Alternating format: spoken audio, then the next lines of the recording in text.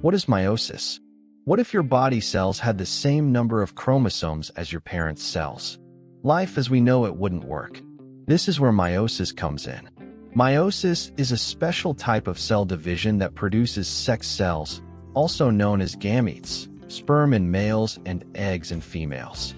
Unlike mitosis, which creates identical cells for growth and repair, meiosis reduces the chromosome number by half. In humans, this means producing cells with 23 chromosomes instead of 46. Meiosis happens in two main stages, meiosis 1 and meiosis 2. During meiosis 1, chromosomes pair up and exchange genetic material in a process called crossing over. This step is crucial because it increases genetic diversity, making every individual genetically unique. After this exchange, the paired chromosomes are separated into two new cells. Next comes meiosis 2, which is similar to mitosis.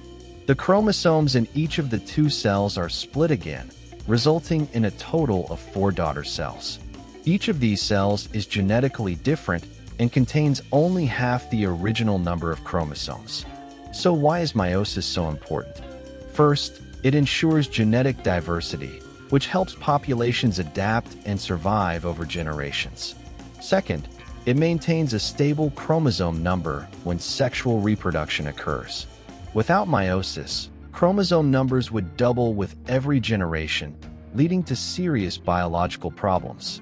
Errors during meiosis can have significant consequences. Mistakes in chromosome separation may result in genetic conditions such as Down syndrome, highlighting how precise and vital this process is. In simple terms, meiosis is the reason siblings look similar, but not identical, and why every human is genetically one of a kind. It is one of the fundamental processes that makes sexual reproduction, evolution, and biological diversity possible. Understanding meiosis means understanding how life continues, adapts, and evolves.